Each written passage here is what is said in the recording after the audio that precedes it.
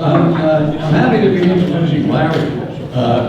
As most of you know, he's a professor of media and film at Hunter College. He received his master's degree at the University of Pennsylvania and a PhD from Stanford University. He's a lifelong sports fan. As you know, he comes from South Africa, so he's very familiar with rugby, soccer, cricket, which I never understood.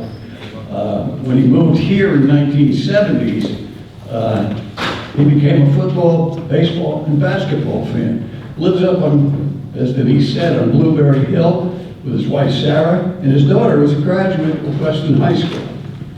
Little is known, but in his spare time, Larry entertains his family, his friends, and actual neighbors because he's a juggler. I'll let him talk to you about that. Larry, you're up.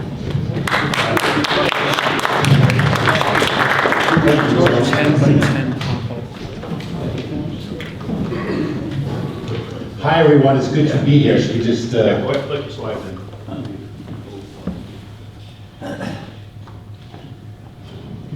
Very good. Can I just switch this off?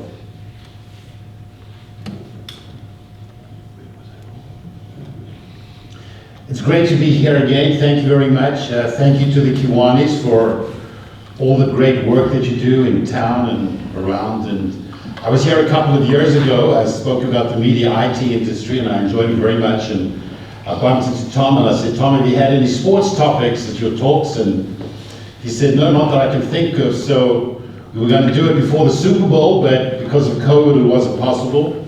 So it's great to be here. I just want to try and switch this. Very good. And I'm going to talk, but I do have a PowerPoint here, mostly for I want to put some pictures to make it a little bit more easy and interesting. I might, because I don't have too much extra time and no timeout, so I'm going to maybe move through stuff kind of quickly, and at the end we can have time for some questions. So it's always nice to know your audience. I assume that all of you know about American football. How many of you know anything, at least a working knowledge of a rugby, particularly rugby union? Sort of watched a rugby union game, all right. How many of you know anything about what we call soccer, or what the Brits call football? All right. Well, thank you. So I have an initial question for you. It's probably something that you've asked yourself, family dinners, sitting around a bar. How is it that the game that we call American football, you go to London, visit your friends, they invite you to come to a football game, and it's Tottenham Hotspur against Arsenal. It's the same name. How is it these two great sports use the same name? So it's probably bothered you, and you've probably thought about it. So at least by the end of today, you'll hopefully have the answer to that question, why football is used the same for both games. So let's talk first of all a little bit about history. You know, there are traditions and elements of football in many, many societies. The Polynesians, the Faroe Islanders, the Eskimos, anthropologists have found, you know, some elements of football. The Maoris of New Zealand, who of course are the core of the New Zealand All Blacks rugby team, we'll talk about later on. The Romans played a game called harpeston. Since the earliest of times, it seemed like a natural thing for human beings to do, to kick or throw a ball together to each other. It seemed like kicking or throwing balls is in our DNA. We know about peasant football in medieval Europe. Generally speaking, these were young men kicking the ball, no particular field, no particular goals. The ball would be made from an inflated pig's bladder, and then they eventually, balls over here, you can see sewn together animal skins with something inside. They would kick the balls over the fields and over the hills, and apparently also they came barging into these towns and villages, and you know, young men, maybe that also had a little bit of vino, and created some chaos in some of these medieval towns. And they tried to ban football. in some of these villages and towns, but you can't keep good men down.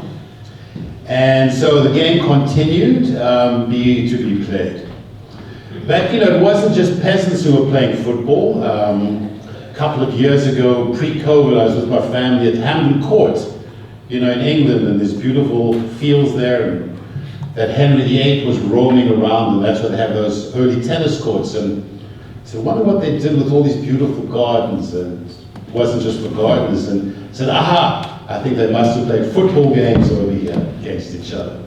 So in Italy, there's a tradition called calcio in Renaissance Italy, particularly in Florence.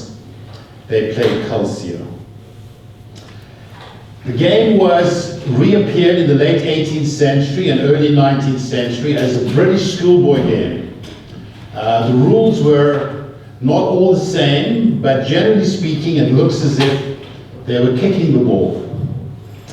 And then, legend has it, history has it, on a sunny day at the School of Rugby in southern England, the young boys were playing rugby, and young William Webb Ellis, while playing the game, the ball came flying towards him, and instead of waiting for the ball to drop and kicking it, what did young William do? He caught it in his arms and hands, and he began to run with the ball. Ladies and gentlemen, this was the first recorded running play in history. And if you were to visit the School of Rugby, and you can, there's a nice statue there of young William, and there is a plaque there. It says, "This stone commemorates the exploits of William Webb Ellis, who with a fine disregard for the rules of football, as played in his time, first took the ball in his arms and ran with it, thus originating the distinctive feature of the rugby game." I should mention that the trophy for the World Cup Rugby is called the William Webb Ellis Trophy. Here's a picture of the School of Rugby. They played rugby there. It looks a little bit like Hogwarts, right, in Harry Potter, except they played rugby instead of Quidditch. So here's a cartoon actually from the time of young William running with the ball. So this led to really what we can call the emergence of the great divide between association football and rugby football. Association football, of course, feet only, no arms or hands. Yes, we'll talk about goalkeepers later on. That's what most of the world calls football, and we here, of course, in America call soccer. Association football pretty much has been adopted. The rules are the same. There's only really one game. However, in terms of rugby football, the use of the arms and hands, and of course running with the ball, there are a variety of different kinds of games under that. Rugby union, rugby league, Gaelic football, Australian rules football, rugby sevens, and of course American football, and Canadian football. Let me just briefly touch upon those, don't have too much time. Of course, football, soccer, rugby union, and mostly what I'm going to be talking about today is rugby union, because it's rugby union at the Ivy League universities that developed into American football. I also put some balls over there. Rugby league. Rugby league is a game that's played only in Northern England in the 1880s. Rugby union was very much dominated by the elites down there in London, but working class people up there in Northern England wanted to be paid. And it was very much of an amateur game, so they broke away and they started their own league, but it became a different game. Rugby union is 15 on a team, rugby league is 13, they have slightly different rules, but it's quite a popular game in Northern England, and it's also played a little bit in Australia. Those of you who are Irish, spent time in Ireland, Gaelic football is a very popular game. I've only seen it on television, and interestingly they play it with a round ball. Then if any of you have been to Australia, there's this game called Australian rules football. I remember when ESPN started, and late at night when they were trying to fill up space, you'd see Australian rules football. And what for me was the most amazing thing, that they had these hulky guys without sleeves, but the referee would wear a white coat like a lab technician. It's not just because you're up late at night. but it's a very popular game in Australia. Then, of course, rugby sevens has become a popular game in recent years. Very popular as well with women. Rugby sevens is played at many universities. It's an Olympic sport as well, rugby sevens. And it's the only kind of rugby where the United States is reasonably competitive. Didn't Fiji win the recent Olympics or rugby sevens? Then, of course, American football, our game, which we're going to be talking about in a minute.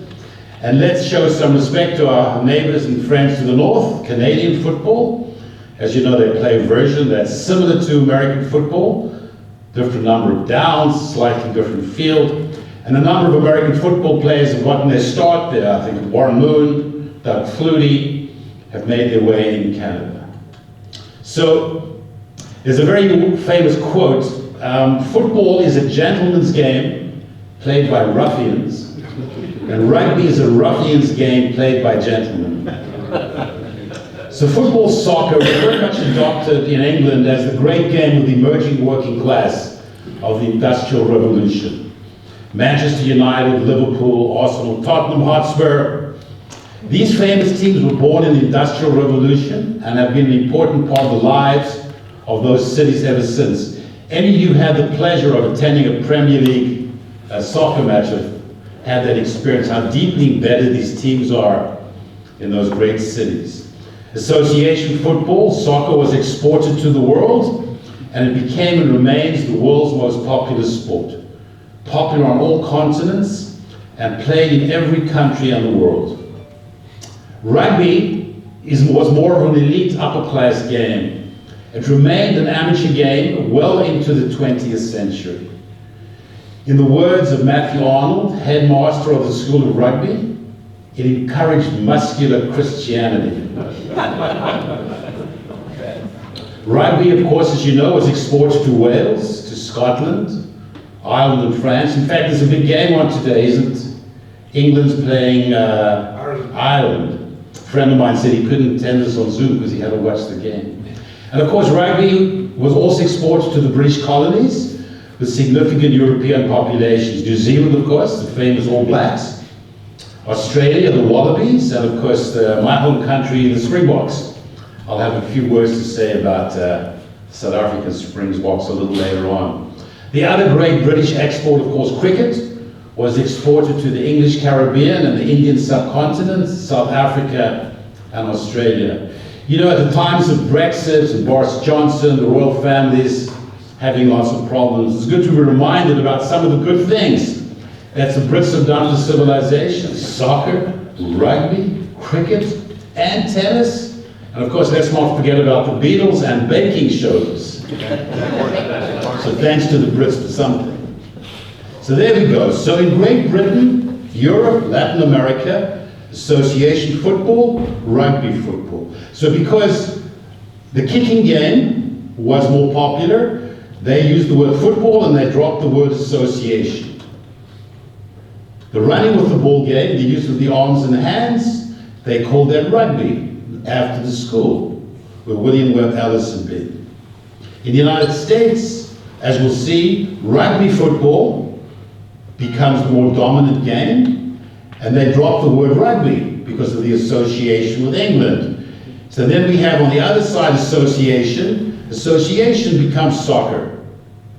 So there you go. That's why it is. You have social football and rugby, and then soccer and football in America. So that's why these two great games have had the same name.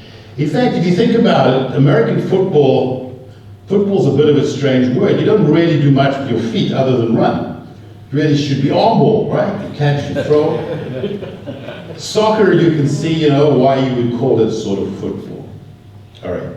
So going forwards now, because we're here in America, I'm going to refer to soccer as soccer, you know, Tottenham Hotspur, Manchester United. Soccer and football is American football. If I was giving this talk in London or in Rio, I wouldn't dare call it soccer, of course. I would have to refer to it as football.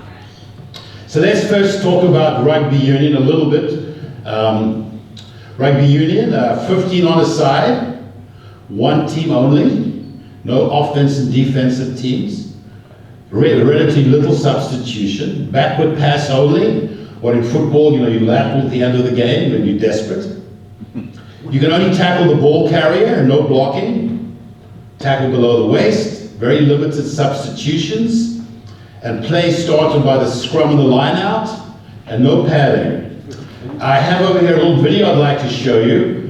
When I used to live in New York, some of you might remember in those days when local television, sports news was important, right? You want to see the sports results, you watch the 6 o'clock news, 11 o'clock, before we all started watching ESPN Sports Channel. And Warner Wolf used to say, let's go to the videotape. So I'd like to go to the videotape. It helps my students as well understand these exotic sports. A little bit about this, I could have chosen many games. This is a test match. The highest level of rugby, as we see, is international rugby, between Australia and New Zealand. But at the very beginning, the New Zealand team, the All Blacks, very famous team, they do this thing called the haka. It's like quite amazing, very popular, very famous. It's like gets them going. I'll play it for you over here, and then I'll show you just a little bit, don't have too much time, just a little bit of a feel for rugby. And then I want to talk about how rugby changed into American football. So let's hope, thank you very much. Switch that up. That my YouTube link's going to work here.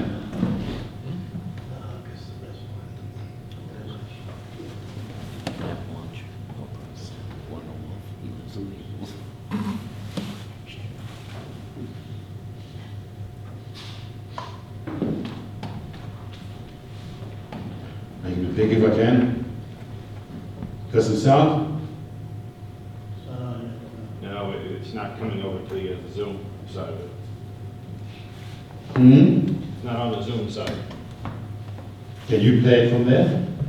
With a bit of sound, I'll See what I can do here. you got to hear the chant.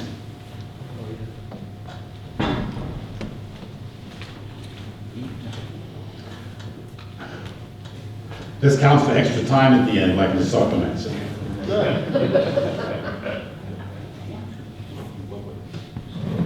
It's not like anything I can do over here, right? No, that doesn't look like it. It's out of this world. Computer would be grouchy today. Nothing worse than a grouchy computer. It should be there, but it looks like it's not.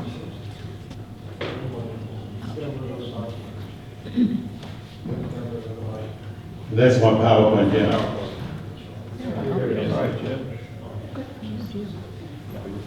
Make it big and put the sound on, thanks. Take it to the beginning if you could.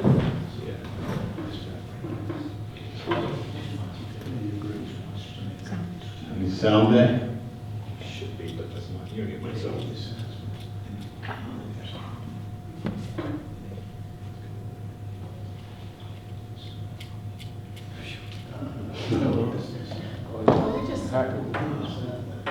Well, they do the haka over here, and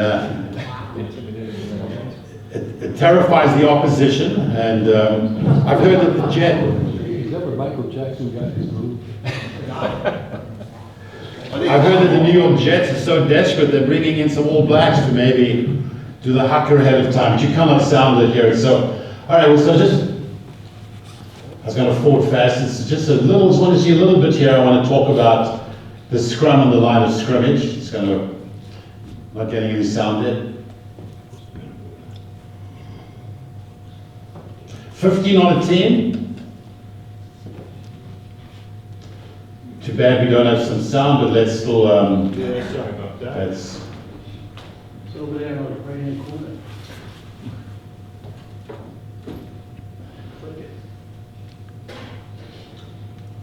So you have to pass backwards. As you know, in American football, when your knee hits the ground, play over, but not in rugby. If you get tackled, you go down, you protect yourself, and then you hope that the ball will No pads. lose scrum. And the backs are lined back there, and they're trying to come out of this and pass the ball down the line to the running backs. You can do that. Kicks the ball. Wrong teammate. Interesting. So, much more of a kind of random game. So they're trying to get the ball back. All right, now we're going to have what's called a set scrum. And as you'll see, the scrum becomes the line of scrimmage. Scrimmage. So the forwards, scrum half here is going to put the ball into the middle. They're going to try and flip it back. Pass it down the line.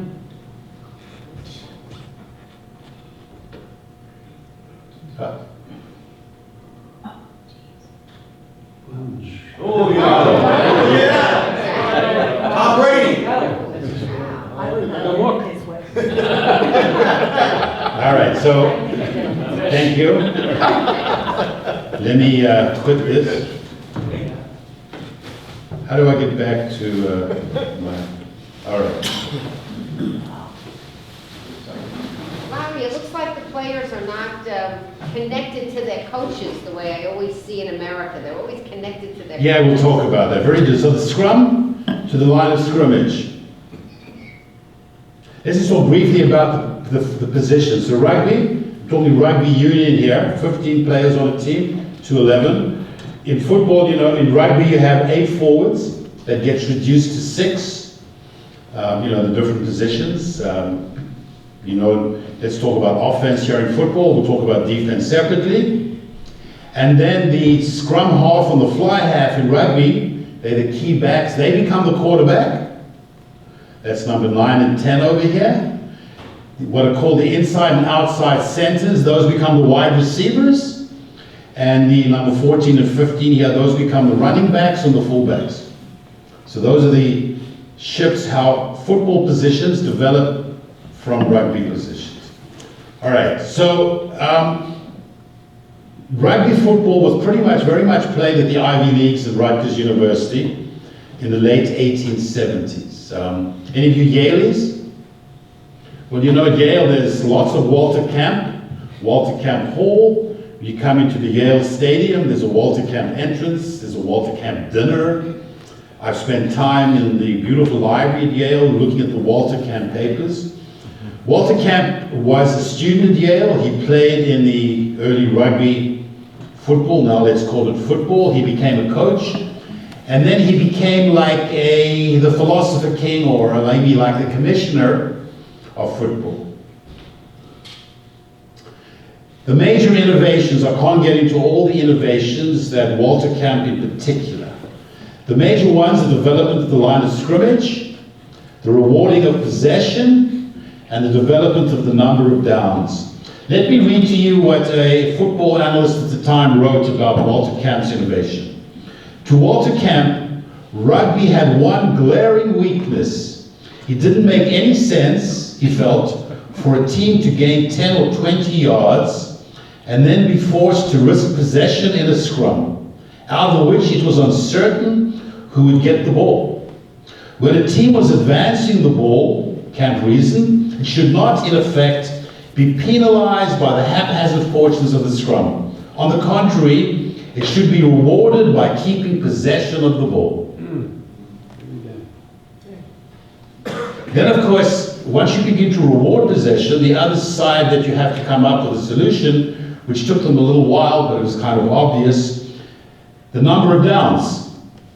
Camp and his colleagues came up with the idea you'd have a certain number of downs, a certain number of opportunities to move the ball. At first you had 3 chances to move it 5 yards. And then I think in 1882, they said no, 4 downs to move it 10 yards. And that's where we are, obviously, ever since then.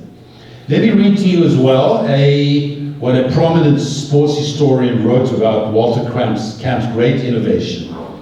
He said if Walter Camp had contributed not a single thing else to football, his name would still rest secure on the scrimmage. Perhaps the greatest single invention in any game. From the scrimmage evolved the set play, the sequence of plays, the strategy. Everything that has developed in the structure of football since 1880 to the present, all naturally flowed from the invention of the scrimmage. Of course, as well, reduction of players from 15 to 11, as we said, position names. And in football, you can run interference and you can block. You can't do that in rugby. And of course, once you start allowing that, you need to also have some equipment, protective equipment. Despite this important innovation, there are serious problems with the game of football as it was developing at the Ivy Leagues and Rutgers. In the 1890s and early 1990s. It was an extremely physical game. There were serious injuries and deaths. I think 18 young men died in 1905. It was so severe that there was a public outcry. Some significant universities were thinking of banning football. Could you imagine that? Where we'd be today.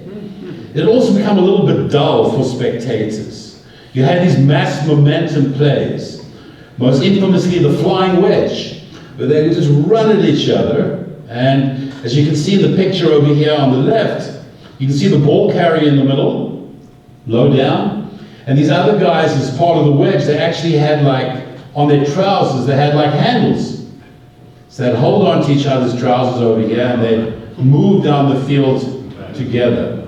So it became a little bit dull, boring, and kind of dangerous. So bad was the situation that President Theodore Roosevelt in 1905 called an emergency meeting at the White House that Walter Camp and all the other big honchos in football came to. And what was the great answer? The forward pass. 1906. Walter Camp, interestingly, at first opposed the forward pass. He thought it was kind of wimpy, unmanly. But John Heisman was the main promoter. Heisman, of course, was the Heisman, college football player. But it took about 15 years before the forward pass really became an offensive weapon that football fans know so well. The rules had to change. You could only pass 15 yards. And I think if the ball went out of play, I think you lost it down. And the ball had to change to become more aerodynamic, which I'll talk more about in a little while. It became what they called a prolate spheroid. This is briefly mentioned the other great innovators of the passing game, Glenn Pop Warner. These were the people over those first few decades that really made the forward pass into an offensive weapon.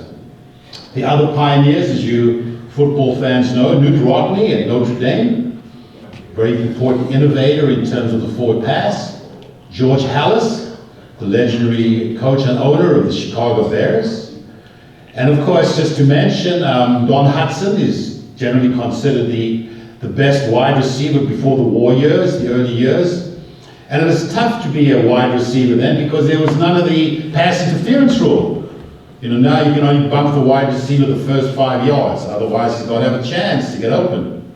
And until then, you could knock and bump the wide receiver all the way.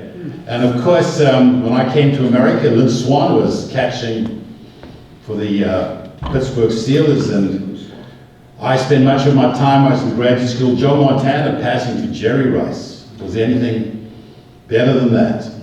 The forward pass. So I want to sort of make an argument in the next part of my talk that it didn't happen by accident, these changes. They reflect an American sensibility, an American way of thinking, and sort of American way of thinking as well about business structure. First of all, let's talk about the implications of rewarding possession with football. Rugby doesn't have any of that. It makes football much more strategic. We have scripted plays, pre-planned plays. Much more dynamic and decisive. Rugby is a much more spontaneous set of individual plays. Very little pre-planning. This is not I'm not saying it's any better or worse, it's just a different kind of game. In rugby, there's not a whole lot of things you can do. You can kind of do a dummy, you attempt to pass, you don't, you hold on to the ball, you skip someone out, you pass it down the line, kick the ball up. Nothing like football at all. Rugby is like much more of a 19th century game, like a pre-industrial artisan production. Football reflecting much more of a 20th century game, much more industrial production. Football's much more specialized. We have offense versus defense, players moving in and out all the time for different kinds of plays. Football also reflects a new kind of a team structure. which parallels new types of American business organization and managerial philosophy. Much more hierarchical, much more specialized, much more entrepreneurial, really. You reward possession. You know, in rugby, you kind of get up and run. In football, you say, no, we'll reward possession. I think it's an American way of thinking. Unlimited substitutions in football. It's much more like a big assembly line production with replaceable parts in a big machine. You know very well, he has a coach who walks in with his plays, right? And this rugby doesn't have any of that. He has one play over here, wing T69, bootleg right. You know, strategy and plays upon plays upon plays, pre-planned, scripted. Rugby has none of that at all.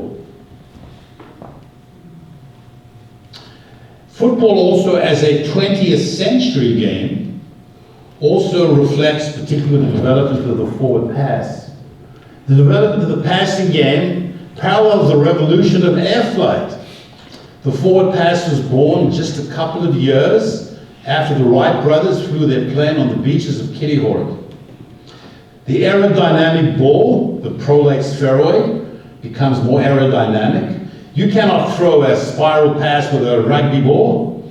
You know, you can maybe, like, I don't know, a basketball player, you know, LeBron gets a rebound and throws it down. But a football, as you know very well, quarterbacks, you can throw a beautiful tight spiral pass because of the aerodynamic nature of the ball and because the ball's got laces on it. You know, the early days when I was a kid, my dad would have different balls and you'd have an inner tube, right? And you'd blow up the inner tube and you'd tie the end and you'd stuff it inside this leather ball. And then you'd lace it up. And then it disappeared. You didn't need laces anymore, right? Soccer balls don't need laces. Rugby balls don't need laces. Footballs also don't need laces to blow up the air, but you need the laces in order to, it's like a handle to be able to throw a tight spiral pass. I grew up throwing balls but it was something quite different to come to America and to be shown how to throw a spiral pass. You cannot do it if it wasn't for the ball. I don't want to overdo the military strategy metaphor, but I think it's worth a little bit of value. You know, rugby is very much of a ground game only, a ground attack. You try and break through the enemy lines. Culminating, I suppose, in World War I, you know, trench warfare, breaking through the opposition's line.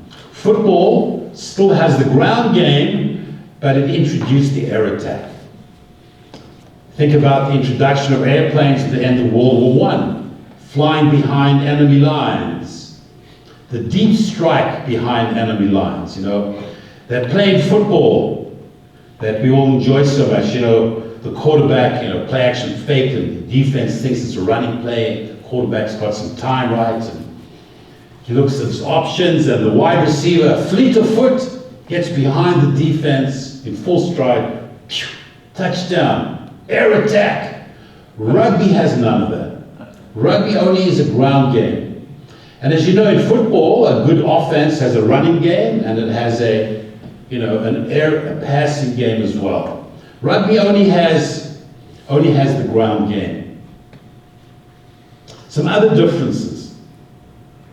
Rugby for much of the 20th century was an amateur game only, particularly rugby union. Only in the 1980s really could a rugby player really get paid. Peanuts, of course, compared to what Aaron Rodgers is going to get paid, whatever it might be. Of course, in America, we have the rise of professional sports. The first professional sports was really baseball. But American football in the 1920s, that grew into the NFL. The notion of, you know, professional sports, commercial teams owned by wealthy individuals. Elite rugby players now get paid, but it's really small potatoes compared to football players and soccer players. The other thing about rugby, being emerging out of the 19th century, the century really of nationalism, I'd like to talk about what we might refer to as good nationalism, where sports really is this great unifying national force. I can't think of anything which unifies countries more than their sports teams. The highest level of rugby is international play, not club play. Club play in rugby is relatively minor. You have what are called test matches, and of course the Rugby World Cup, which, as I said, gives out the William Webb Ellis Trophy. You play for your country. We also see this good nationalism with the World Cup soccer, you know, when you play for your country. National sports teams are very, very powerful unifying forces, you know. Go and watch, I don't know, got an Italian bar during the World Cup soccer, or a Brazilian bar, or Italian, or German, you know. I think when Germany won the World Cup as the unifying force. The New Zealand All Blacks, of course, rugby is a great unifying force in New Zealand because New Zealand has its own racial issues with the native peoples, the Maoris, and the people who came as European descent. But they really unify behind the All Blacks, and the country is enormously proud of the All Black rugby team. And they do the haka at the beginning, which obviously comes out of a Maori sort of war dance. Talking about the power of sports to unify national teams, let me say a little bit about my home country, and of course the Springbok rugby team and the end of apartheid. You know, for the longest time, rugby was very much identified with the apartheid regime because it was very popular with Afrikaners. It was the Afrikaners, the Dutch descended Afrikaners, who really, the National Party, who really governed South Africa from 1948. So rugby was very much identified with apartheid. I remember I went with my dad to watch a test match, South Africa against New Zealand at Ellis Park, by the way, named after William Webb Ellis. And the very small little section that they get black South Africans fenced off, they would always cheer the All Blacks. They would cheer whoever, and it's kind of interesting. My dad said, look, black South Africans are cheering the All Blacks, and the All Blacks. So then when the anti-apartheid movement and the sports boycott of South Africa, and South Africa was kicked out of most international sport, and it did have an impact, because it made the South Africans feel really isolated. If you want to join the world, come back again. In the 1970s, some of you might remember, the Springbok rugby team went to play in England. And there was massive invasions of the field at Twickenham, and the motto was, don't scrum with the racist bum. And there were tours of Australia, New Zealand, people invading the fields. It was quite unbelievable. All right, that's background. So of course, that iconic moment, some of you have seen the film Invictus, with Morgan Freeman acting as Nelson Mandela. So there, you know, 1995, Mandela's come out of prison, 27 years, to become president of the country that imprisoned you for 27 years. So there's South Africa hosting the World Cup. Probably 90% of the 80,000 people there are all Afrikaners. And Mandela comes out wearing his Springbok uniform, with his Springbok hat, and the crowd starts cheering, Nelson, Nelson, Nelson. It's a very important moment in South Africa. It is a sign. Mandela was saying, just be a part of the new South Africa. You can have your rugby, that's fine. Just give up apartheid, you can keep your rugby. And most Afrikaners said, yeah, okay. It's a very important one. The other side of it, in 2019, the Springboks won the World Cup. And now, there's 3 or 4 black South Africans on the Springbok Cup team, and Siya Kolisi, the first black South African captain of the Springbok team. Can you imagine what that means in South Africa? They did a tour of the country, hugely unifying force. So, sports and rugby. Now in America, of course, we don't have much international sports. Maybe it's a good thing, you know, do we really need more chance of USA, USA? The highest level of team sports in the US, of course, is big city professional teams, you know, the New York Yankees, the New York Giants. Most public sports bonding in the US is around support for a city team. There are some exceptions, of course, where the US has popular and important national teams. The women's national soccer team, probably the most important women's team in the world. The women and men's basketball team at the Olympics, a little bit, I suppose, going back to the good old dream team. And of course, the US Olympics hockey victory over Russia, the Soviet Union, Lake Placid in 1980. The World Baseball Classic has not boomed in importance very much in the minds of American baseball fans, particularly because I think the owners of the teams have not necessarily let their players play in the World Baseball Classic. It's much more popular in Japan, the Dominican Republic, that little island that provides so many great baseball players, and of course Cuba. You know, when I came to this country and I got interested in baseball, when I began to feel I understood the game a little bit, eventually I decided to say to people, excuse me, but how can you call it the World Series? You're not playing against Japan, you're not playing against Cuba, you're not playing against the Dominican Republic. It's an North American team championship. Well, as you can imagine, I made a lot of friends. And let's say a little bit about, British disunity. As you know, Britain is having a lot of problems, Scottish independence. Britain has no unifying sports experiences. They play as separate teams, England, Scotland, Ireland, and Wales. There's no Great Britain rugby team. And if any of you have ever watched Scotland playing England at rugby, it seems that Scottish independence is inevitable. And of course, the reason why they do that, I suppose the Brits, they're paying for the fact that they invented these games. It's the only country in the world that plays as separate teams in both rugby and soccer. Some people say the reason why they've never won the World Cup soccer since '66 is because they're playing as England. What about the Welsh teams and the Scottish teams, Scottish players? Germany doesn't have a separate team for Bavaria, and Italy doesn't submit 3 or 4 different teams, but England, Scotland, Ireland, Wales. Now, it's probably too late, try and convince a Scotsman to give up rugby, the Scottish rugby team. It's like trying to convince him to give up his kilt or his bagpipe. So maybe it's kind of too late. But I would argue that one of the reasons that Britain is so disunified, they have no unifying sports experiences. They don't have that thing of, Brazil comes together when its soccer team plays, or Italy, or all of these kinds of things. What about cricket? Yeah, cricket is England. Now, cricket is not played very much really in Scotland and Ireland very much. A couple of other differences. Rugby has no technology. Football has lots of technology, wireless headsets, the coaches, players look like superheroes. A couple of nearly finished. The other thing about the Americanization of the game that's obviously very important is American football is very television and advertising friendly.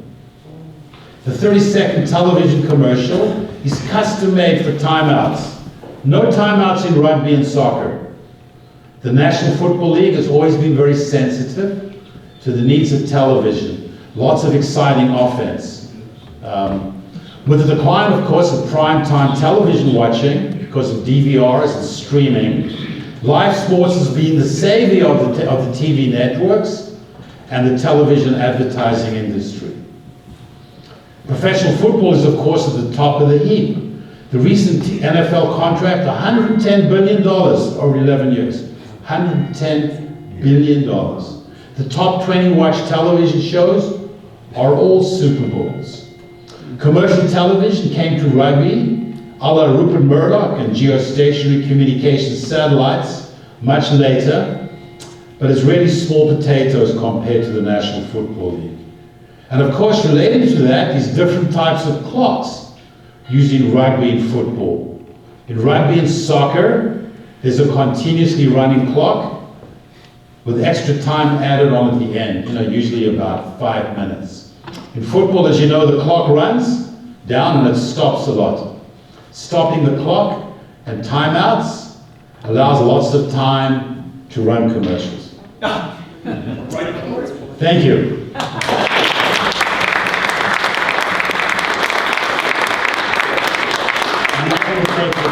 Yeah, we'd like to have just a couple of minutes for questions. Do we have Any questions for Larry here? Thank you so much, Larry, for coming. Do you have questions? Rugby, could anybody besides Dan play rugby?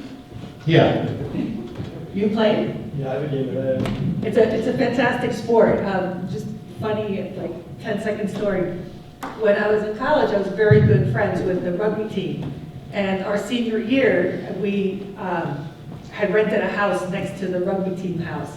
So we had a great time together, and one of my housemates actually married one of the rugby players next door. I was like great friends in rugby. It's a fantastic game. The guys just loved playing. They were very passionate about it. It was just really nice. The rugby players think that they're real men, right? They were the real men. No uniforms except for protecting their ears from getting cauliflower ear. Yeah. One. Great presentation. I'm going to share it with my grandson who plays football and rugby. But aside from that, I do presentations to use a lot of slides. I do presentations. I have never seen such a masterful integration of reading and commenting. That was superb. And we can get really superb. Well, thank you. I'm just following the play that my coach gave me. Thank you. Good. I think we had another question. No, we're good. Any other questions? Well, we all know where to find Larry, right on Blueberry Hill Road. So hopefully he'll come back another time and speak with us in the future, because we love having him come. And you can add this to your collection of Kiwanis mugs so that you think of us as well. I hope that we can, we recorded your presentation, that we can post that with your permission. Thank on you. our Weston YouTube channel. And if you get a chance, go online and watch the All Blacks doing the haka. Yeah. That's very famous. Thank you very much. Thank you.